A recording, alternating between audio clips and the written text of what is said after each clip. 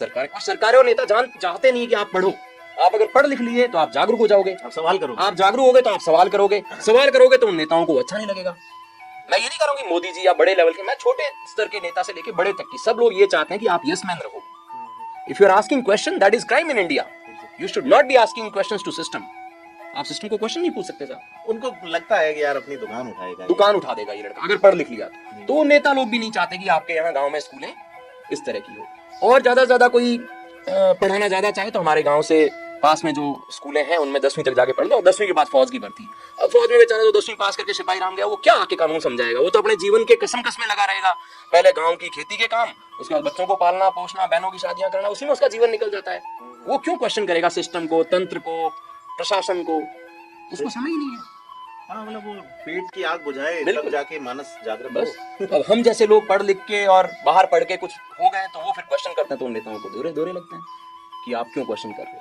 फिर कई शुभ चिंतक है वो कहते हैं, सिस्टम वाली बात है। उसमें एक शेयर को मैं मॉडिफाई कर दूंगा कि सवाल सिस्टम से पूछने में जब एक ही मुड़ा काफी है, गांव से मुड़ा निकला तो अंजाम सिस्टम क्या होगा? बिल्कुल बहुत बुरा हो जाएगा। तो मुझे लगता है कि क्वेश्चन करना चाहिए। You should ask, that's your एक आजाद भारत में आपका मौलिक अधिकार है। एग्जैक्टली हमारा कॉन्स्टिट्यूशन की पहली प्रीएम्बल की पहली 3 शब्द, we the people of India, हम भारत के लोग, संप्रभु। बिल्कुल बिल्कुल। तो हम ऐसे पूछते हैं तो फिर लोग नाराज होते हैं कि थने को नहीं करना। मेरे को ये भी लगता है मेरे दोस्तों को कि मूल सिंह जी बार-बार इसलिए आ रहे हैं उन्हें चुनाव लड़ना है। हाँ, ये गलतफहमी है लोगों की, ये बहुत बड़ी गलतफहमी है।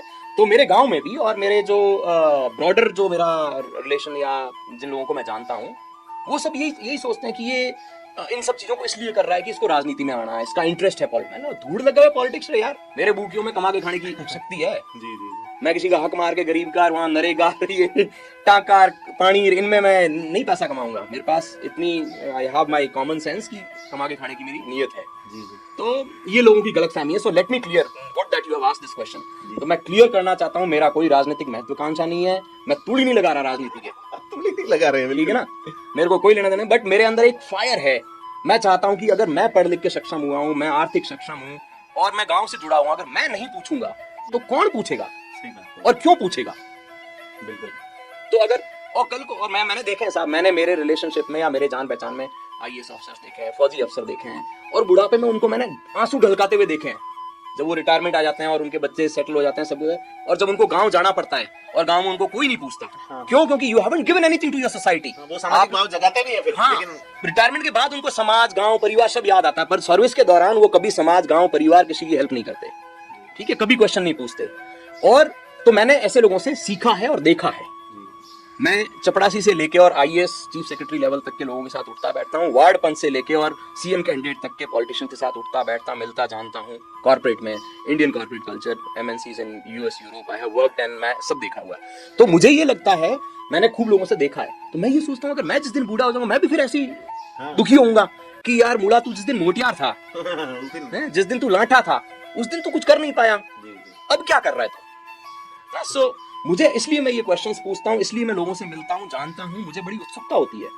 और लोगों की गलतफहमी क्या है, मुड़ो आज तो फलान जी बीजेपी वाले मंत्री श्री गयो, आज आरएसएस वाला खन गयो है, आज कांग्रेस वाला डोटासरा खन गयो है। तो ये अब लोग कंफ्यूज भी हैं, ये बीजेपी की तरफ इंक्लाइंड है या आरएसएस की तरफ या बीजेपी की तरफ। पर मैं कहीं नहीं इंक्लाइंड हूँ, मेरा किसी से कोई लेना देना नहीं है। I am just meeting people to understand more, to know system more, और मिलजुल के रहना अपना फॉर्मूला है। तो let me make it very clear, I have nothing to do with politics. मेरी कोई पार्टी नहीं है, ना मैं कांग्रेस का हूँ, ना बीजेपी का हूँ, मैं ना निर्दलीय हूँ, मैं किसी का कुछ नहीं हूँ, ना मेरा राजनीति को लेना देना। Let me make it very clear. So लोगों को डरने की जरूरत नहीं है। मेरे अड़ोस पड़ोस में मेरे कॉन्स्टिट्यूशन लोग डरते हैं कि ओ मैं विदेश से एक बाटी ने उगाड़ रखा है शिव में, एक और पार्टी आ गया तो नुकसान कर देगा।